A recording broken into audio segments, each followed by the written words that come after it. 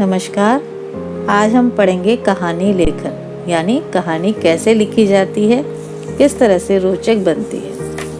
तो यहाँ कहानी का इतिहास बहुत पुराना है। जितना मानव सभ्यता का है, कोई नहीं जानता कि संसार में पहली कहानी किसने और किसे सुनाई थी। लेकिन आज हिंदी साहित्य में कहानी एक बड़ी रोचक विधा है।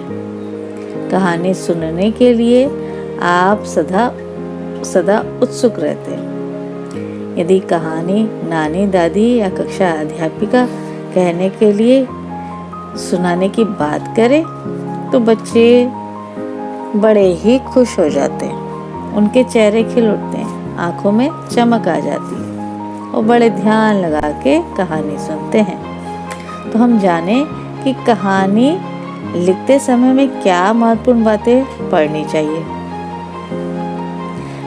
पहले हमें ध्यान रखना है कि पहला हो विषय का चयन, कि आप जिस विषय पर कहानी लिखने जा रहे हैं उस विषय का चुनाव और जानकारी पहले से ही आप सोच लें। दूसरा है रूपरेखा। विषय चयन के बाद विचारों को क्रमवार या घटनाक्रम को एक व्यवस्थित ढंग से रूपरेखा में बांध लें। प्रवाह। कहानी में एक के बाद एक वाक्यों की ऐसी व्यवस्था हो कि क्रम टूटने न पाए। शीर्षक। कहानी आकर्षक, रोचक और विषय के अनुरूप होनी चाहिए। रोचकता। कहानी सदैव रुचिकर होनी चाहिए। और छठा है शिक्षा। कहानी के अंत में उससे मिलने वाली शिक्षा को भी लिखा जाना चाहिए। शैली। यह ध्यान रखें कि कहानी लिखने का तरीका क्या है, उसे कहते हैं शैली। नमस्कार बच्चों, आज मैं आपको कहानी सुनाती हूँ। पंचतंत्र से कहानी, जो कि विष्णु शर्मा जी ने लिखी है। लोह तुला यानी लोहे का तराजू। किसी नगर में एक जीर्णधन नामक एक व्यापारी का बेटा रहता था। वो बेहद सरल स्वभाव का था और कोमल हृदय का। काफी दान पुण्य भी करता था, लेकिन दुर्भाग्य से उसको व्यापार में काफी नुकसान हो गया और सारी संपत्ति समाप्त हो गई। उसने सोचा कि क्यों न किसी दूसरे नगर जाकर व्यापार किया जाए। उसके पास एक भारी और मूल्यवान तराजू था, जिसका वजन 20 किलो था। कितने किलो? 20 किलो। उसने अपने तराजू को एक सेठ के पास धरोहर के रूप में रख दिया, यानी उसकी ही अमानत, क्योंकि इतने वजनदार तराजू को लेकर जगह जगह घूमना बेहद मुश्किल होता। तराजू सेठ के पास रखकर वो व्यापार करने दूर चला गया।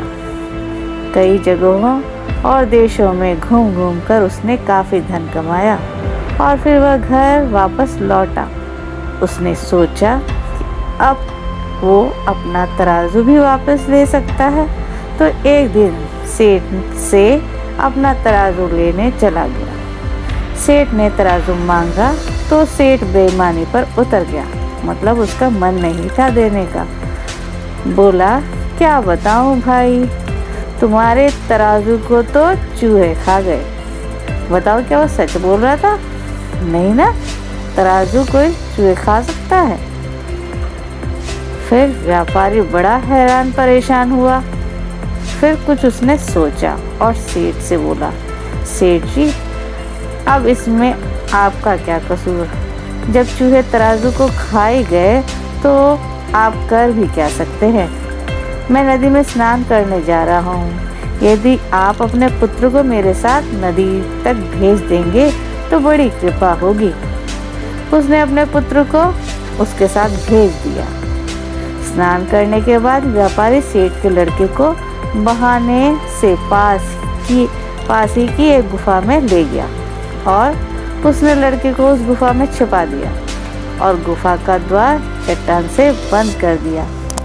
फिर अकेला ही सेठ के पास लौट आया। तो सेठ ने पूछा कि मेरा बेटा कहाँ रह गया?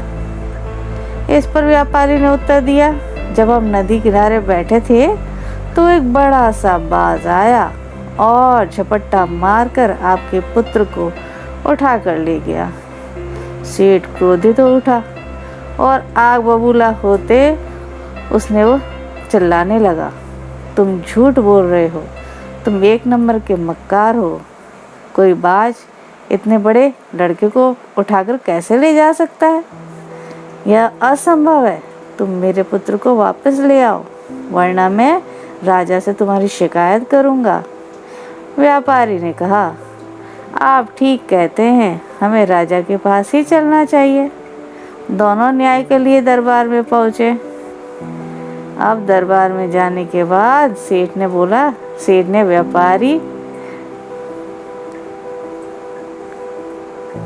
व्यापारी पर अपने पुत्र के अपहरण का आरोप लगाया। न्यायाधीश ने व्यापारी से पूरी कहानी पूछी तो उसने कहा, मैं नदी के तट पर बैठा हुआ था। इसी बीच एक बड़ा सा बाज झपटा और सेठ के लड़के को पंजे में दबाकर उड़ गया। मैं उसे कैसे वापस कर सकता हूँ? न्यायाधीश ने हैरानी से कहा, बोला ऐसा कैसे संभव हो सकता है? तुम जरूर झूठ बोलते हो।